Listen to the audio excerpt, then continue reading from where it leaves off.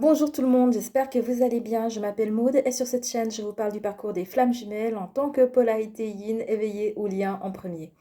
Donc là, je vais vous faire une petite vidéo qui s'appellera Chaser et Runner en mode sauveur, puisqu'effectivement, donc le mode sauveur, donc je vous rappelle les trois rôles du triangle de Karpman qui sont victime, bourreau et sauveur. Et la position de sauveur, c'est une position qui est privilégiée par les deux polarités, mais elles n'ont pas la même manière de le manifester. Donc déjà, avant d'aller plus loin, je vous rappelle que j'utilise les termes chaser et runner comme Fabien Marchand, c'est-à-dire chaser pour la polarité yang, même s'il n'est pas l'âme éveillée en premier, et runner pour la polarité yin, même s'il est l'âme éveillée en premier. Si vous interrogez sur le pourquoi de ces termes, j'ai fait plusieurs vidéos sur le chaser et le runner, donc je vous les mettrai en barre de description. Vous pouvez à tout moment aller les regarder avant ou après celle-ci. Donc, le chaser et le runner ont tous les deux propension à être sauveurs de leur triangle de Karpman, mais pas de la même manière. Alors, pour le chaser, j'ai peut-être parlé du chaser en premier. Le chaser, en fait, c'est plus un mode sauveur qui se rapproche un petit peu du bourreau.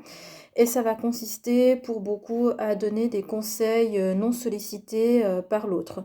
Juste parce que l'autre, je sais pas, disons qu'il parlait parce qu'il parlait, c'est tout. Ou qu'il a agi parce qu'il avait agi. Enfin, il a agi d'une certaine manière. Par exemple, dans mon cas, je prenais à une époque des cours de Krav Maga. Et mon autre, il voulait pas que j'en fasse, donc il voulait m'interdire de faire du Krav Maga, en fait. Donc c'est un peu des choses comme ça, en mode tu devrais faire ci, tu devrais faire ça, la solution à ton problème c'est ça. Et le problème avec cette attitude, c'est que c'est vraiment insupportable et c'est pas seulement parce que le runner se sent très vite étouffé. Donc le runner, c'est le profil qui, par ses blessures, par son fonctionnement, va se sentir le plus vite étouffé et pour qui ça sera le plus insupportable ces conseils non sollicités, en fait, mais en réalité, c'est agaçant pour tout le monde. C'est juste que peut-être les gens qui ne sont pas polarisés yin vont peut-être y réagir moins violemment, mais en réalité, c'est agaçant pour tout le monde parce que c'est extrêmement intrusif. Le conseil non sollicité, c'est vraiment quelque chose qui, les gens qui les donnent, pourtant, ils sont de toute bonne foi. Et je pense que ça m'est aussi arrivé à quelques reprises que l'autre il a un problème, moi je vois la solution tout de suite, donc j'ai envie de la lui donner. C'est parfaitement humain, donc c'est vraiment pas du tout condamnable.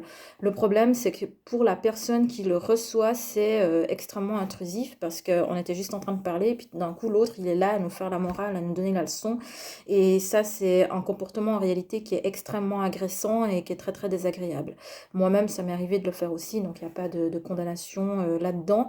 Mais c'est important en fait de conscientiser que euh, pour l'autre, en fait, si vous voulez, sur le plan corporel, en fait, autour de soi, on a une sphère physique dans laquelle, en fait, on se sent en sécurité. Et s'il y a quelqu'un qui rentre dans notre sphère physique sans être invité, on se sent tout de suite envahi, un peu agressé. Donc l'autre, le partenaire amoureux, il a le droit de rentrer jusqu'à environ 10 centimètres. Quelqu'un dont on est proche qui n'est pas le partenaire amoureux peut rentrer jusqu'à environ 50 centimètres, 1 mètre. Et pour les personnes qu'on ne connaît pas du tout, la sphère, c'est environ 2 mètres. Après, ça dépend du contexte. Genre au supermarché, ben, c'est un peu moins que 2 mètres, mais dans la rue, c'est facilement 2 mètres. Donc, et la raison pour laquelle je vous parle de ça, c'est pour vous dire qu'en fait, cette sphère en fait, qui existe sur le plan physique, elle existe aussi sur le plan psychique. C'est-à-dire que si quelqu'un en fait rentre dans notre sphère psychique sans être invité, en fait, c'est considéré inconsciemment par une agression. La plupart des gens, ils se sentent juste agacés, ils savent pas exactement pourquoi, parce qu'ils n'ont pas forcément étudié la psychologie et qu'ils sont pas forcément capables de décortiquer le phénomène autant que ce que je suis en train de vous le dire là. Mais en réalité, c'est ça qui se passe. C'est-à-dire que quand on reçoit un conseil non sollicité, en fait, c'est une violation de la sphère psychique d'une personne et du coup c'est considéré comme quelque chose de très très désagréable. Et ça c'est désagréable pour tout le monde, pas seulement pour le runner, mais le runner avant compensation, c'est le profil qui va y réagir le plus violemment parce qu'il se sent très vite intrusé. Mais sachez que c'est juste que chez lui, en fait, c'est polarisé à l'extrême, mais en réalité, c'est vraiment un comportement qui est agressant pour tout le monde. Et pour cette raison, en fait, être respectueux envers les autres, c'est véritablement ne pas lui proposer des solutions toutes faites, surtout quand il ne les a pas demandées. En fait, le seul moyen de ne pas être en mode sauveur-bourreau dans le triangle de Karpman, c'est d'attendre que l'autre, il ait lui-même proposé, enfin, attendre que l'autre, en fait, ait lui-même formulé une demande explicite avec une question à l'intérieur, du type j'ai besoin de ton avis, qu'est-ce que tu penses de, etc.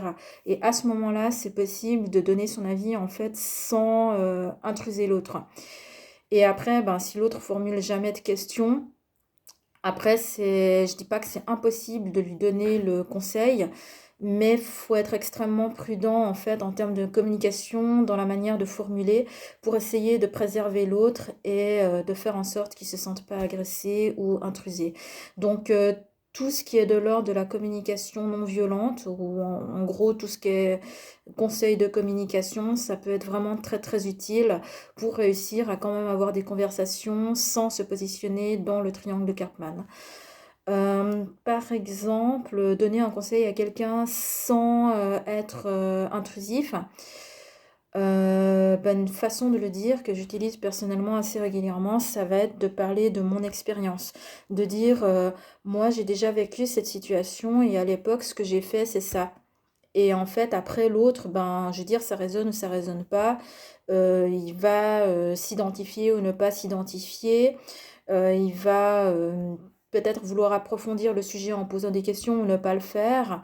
Mais disons que là, c'est une manière d'ouvrir la porte, mais sans en fait forcer l'autre à entrer. En quelque sorte, on ouvre la porte, on lui montre la porte, mais après l'autre, il est libre de rentrer ou pas. Et ça, c'est une manière de faire en fait qui est déjà beaucoup moins intrusive et beaucoup moins agressante. Ou alors, si on ne parle pas de soi, on peut aussi parler de quelqu'un d'autre, même si l'autre personne peut potentiellement être imaginaire, parce que c'est juste une manière de présenter les choses. Mais de dire, par exemple, j'ai connu quelqu'un qui a déjà vécu cette situation, et puis après, dans son cas, ce qui lui était arrivé, c'est ça. Et là aussi, ça va être une manière pour l'autre, ben, il est déjà beaucoup plus libre, en fait, de s'identifier ou de ne pas s'identifier. Et donc, c'est beaucoup moins intrusif comme manière de le dire que de dire tu devrais faire ça parce que la meilleure solution, c'est ça. Ça, c'est hyper agressant, en fait, comme manière de le dire.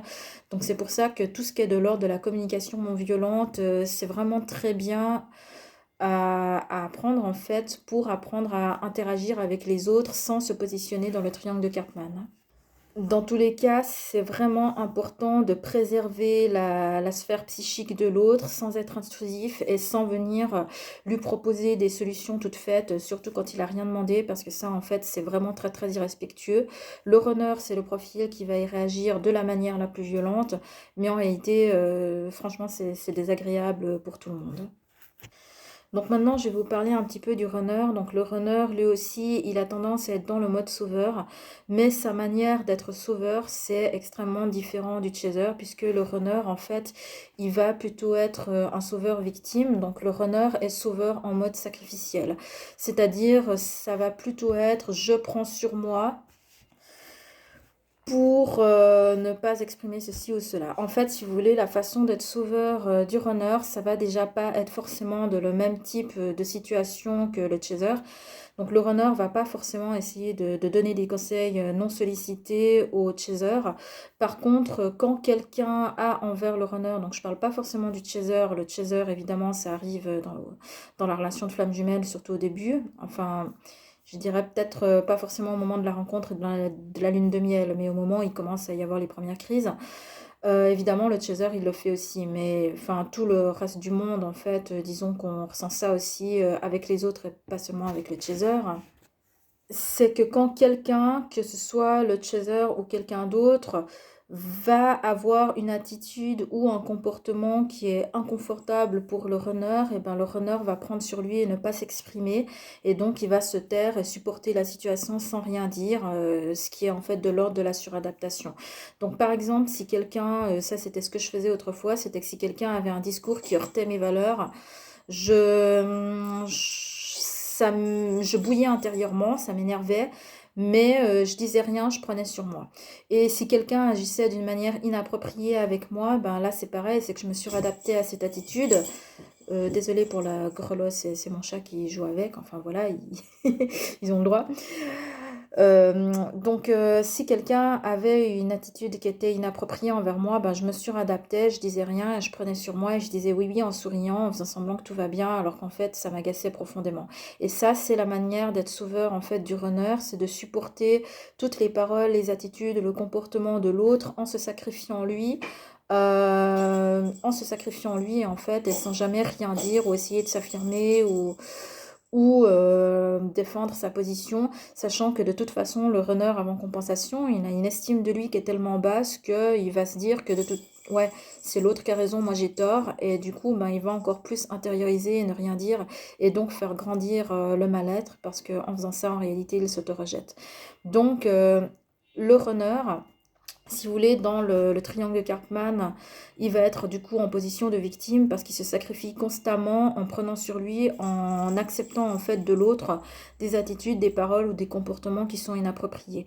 Et ça se passe notamment beaucoup avec le chaser, donc avant la séparation, parce que le chaser qui lui est contrôlant, qui vient tout le temps donner des conseils non sollicités, qui va venir surveiller, donc dans certains cas, surveiller le comportement de l'autre, lui dire t'as le droit de faire tel sport, t'as pas le droit de faire tel sport, t'as le droit d'aller voir telle personne, mais pas d'aller voir telle personne.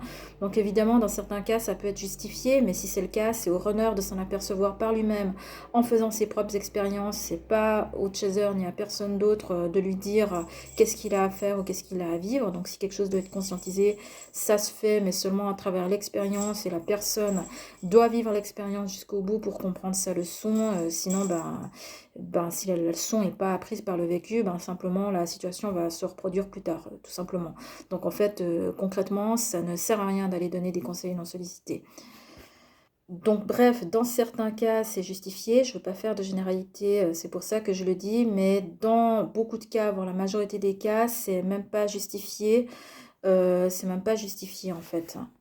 Donc c'est pour cette raison que du point de vue du runner, il y a beaucoup en fait des attitudes du chaser qui sont perçues comme injustes parce que dans certains cas, le chaser a raison, il a compris la situation, à ce moment-là, son intervention est justifiée, mais vu qu'on lui a rien demandé, c'est pas... Voilà. Et dans certains cas, le chaser a mal interprété la situation parce que bon, il n'est pas non plus dans notre pensée, dans notre corps, dans notre vécu, avec notre histoire, il sait pas tout de nous. Et donc, s'il a mal interprété la situation, à ce moment-là, son conseil est malvenu. Et le runner, en fait, sa façon d'être sauveur dans ce type de situation, ça va être dire qu'il va dire oui, oui et ne rien faire, ou dans le pire des cas, il va faire ce que le chaser lui dit, mais il va en souffrir parce qu'il va s'auto-rejeter en faisant ça. Donc la façon d'être sauveur du runner, ça va vraiment être d'être dans le sacrifice, en fait, et d'être dans l'auto-rejet, et de ne rien dire, et de ne pas se défendre, et de ne pas s'affirmer. Et c'est ce qui, en fait, va avec le temps générer de plus en plus de souffrance, et ça va, pour finir, conduire en fait à la fuite du runner parce qu'à un moment donné le runner va sauver sa vie en prenant la fuite.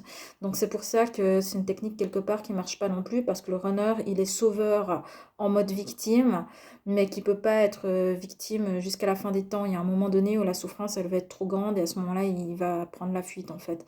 Donc le travail de nettoyage des blessures, de réhabilitation de blessures, de guérir ses blessures, de plus être en réaction. Pour le chaser, ça va consister à apprendre à ne plus être intrusif en arrêtant de donner des conseils non sollicités et d'être sauveur bourreau. Et pour le runner, ça va consister déjà à ne plus prendre la fuite, à ne plus gérer en fait les situations douloureuses par la fuite, mais aussi à arrêter de s'auto-rejeter en s'affirmant quand il faut s'affirmer, en étant soi-même en toutes circonstances et donc à ne plus avoir peur de... déjà, ça va pas forcément... Je dis pas qu'il faut provoquer des conflits en fait, mais le fait d'avoir peur du conflit fait qu'on se recule constamment en prenant sur soi, en disant rien. Donc il faut pas avoir peur d'aller au conflit en s'affirmant, mais ça veut pas dire que ça va forcément générer un conflit en fait. Ça veut pas dire qu'il faut chercher le conflit, mais ça veut dire qu'en affirmant sa position, il faut pas avoir peur du conflit en fait. Je veux dire que même si un conflit arrive, on est prêt à affirmer sa position, à être soi-même. Mais ça ne veut pas dire qu'il va forcément y avoir un conflit.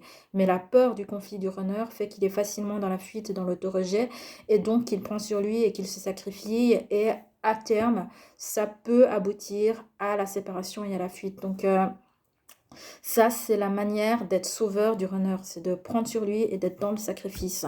De toute façon, le runner se dévalorise tellement avant compensation qu'il pense que c'est l'autre qui a raison. Donc voilà. Donc le runner et le chaser sont tous les deux sauveurs, mais pas de la même manière.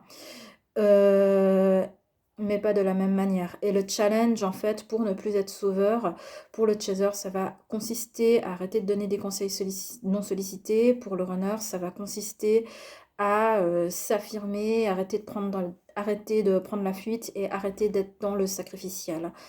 Voilà un peu en gros comment fonctionnent les modes chaser et runner, enfin comment fonctionne le mode sauveur chez le chaser et chez le runner.